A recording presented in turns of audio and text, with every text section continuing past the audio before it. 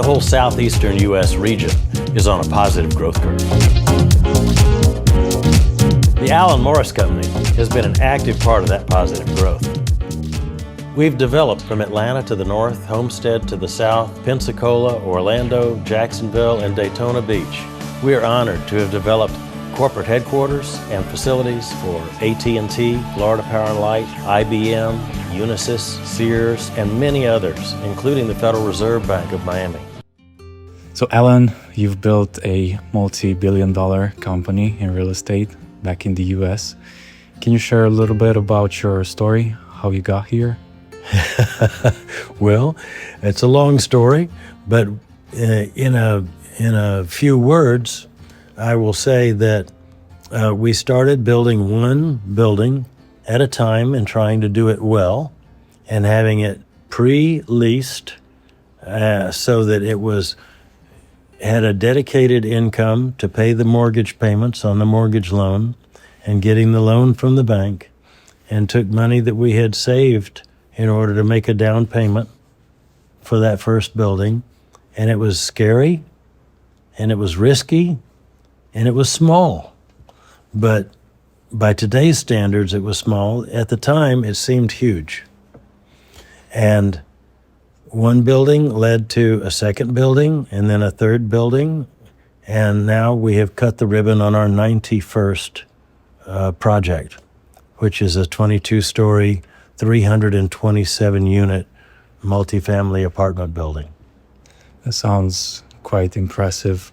Where are you building in the U.S.? What states? We are based in Miami, Florida, and we are building projects all over the state of Florida and in Atlanta and some other places, but mostly there. And the state of Florida is big. It has a population of 21 million people. And if it was a country, it would maybe be the fourth or fifth largest economy in the world. How were you able to scale the business from a business of maybe $50 million to over $5 billion? Well, it's kind of like, how do you eat an elephant? One bite at a time. And that's what we did.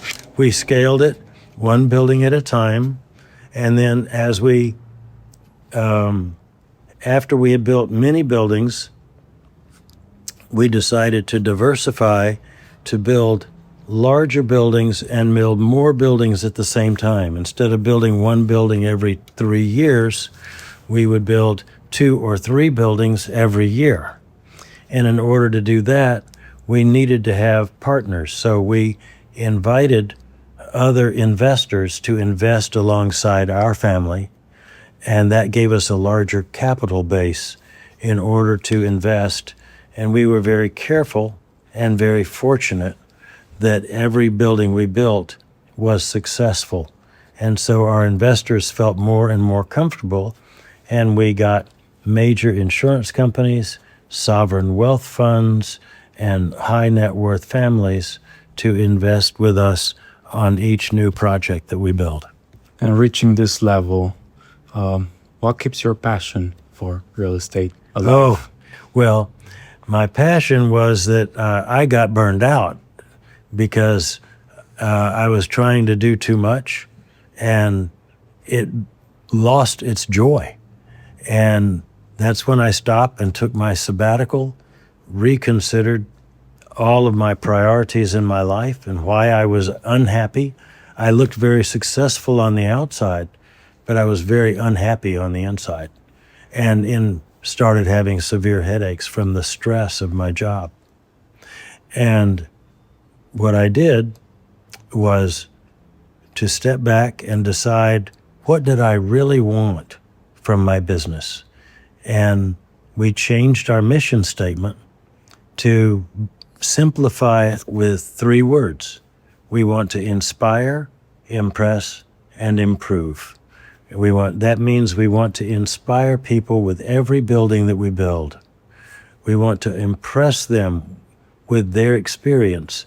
If they are a apartment resident or a condominium buyer, or they are a hotel guest, or they are an office tenant, We want to impress them with an excellent experience that's better than they expect. We want to surprise them with more than they expect.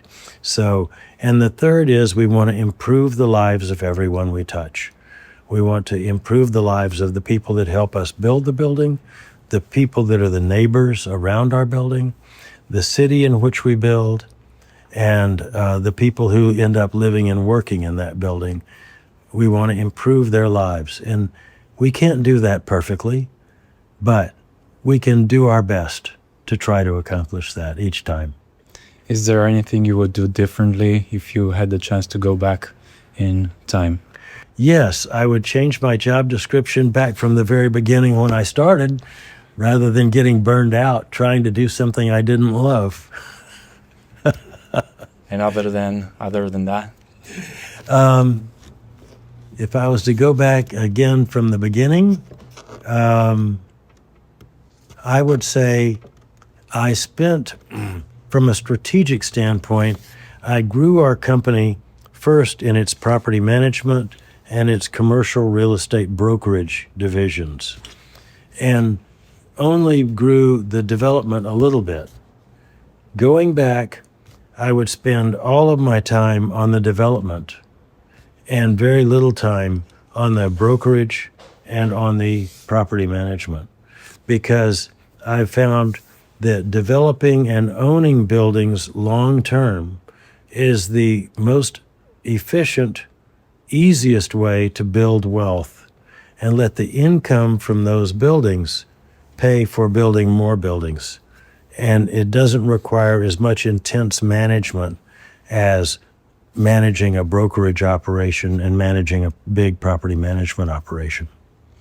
So, Alan, you're both a businessman and a Christian leader. How do you make these two things work and balance them? Well, I think God created us in His own image. And what is His image? He is the Creator God. And so He designed us to be fulfilled and capable of building and creating things in the world around us, whether we're creating art, or whether we're creating music, or whether we're creating families or relationships, or creating buildings. And it's a way of expressing how God, I believe, designed us to work. And I would add that the idea of building big buildings can cause a developer to feel like they are very, very important, and that the buildings that they are building are going to last forever. But that's an illusion of permanence that is not true. Buildings will last 50 years, maybe 100 years, maybe a few hundred years, but the investment we make in the lives of people is for eternity. That's what lasts. And so, as a developer, I love improving the built environment and creating beauty. But as a Christian, I realize that the thing that is of real lasting value is what I invest in the lives of other people. Thank you for sharing that. What advice would you give to someone just starting out in real estate? Okay, I would say for someone starting out in real estate, the important thing is to pick the area, the specialty that you want to work in, and study and learn every single thing you can learn to become the best expert on that thing, whether it's apartment buildings, or whether it's houses, or whether it's office towers, or whether it's hotels, whether it's investment real estate. Be the best. Study and learn everything you can and stay up on every change, and then specialize in a location and know everything that's happening in every property in that location in your specialty. And then you will become known as the expert in that area, in those types of properties. And that's the beginning of a successful career. And finally, if you had to give one piece of advice to the younger generation, what would that be? Oh, well, one piece of advice to a younger generation, and that is probably what I learned from the book of Proverbs, where Solomon, the wisest man that ever lived, said, "Seek first the kingdom of God and his righteousness, and everything else will be added to you." So God first, business second. Thank you very much. Appreciate it.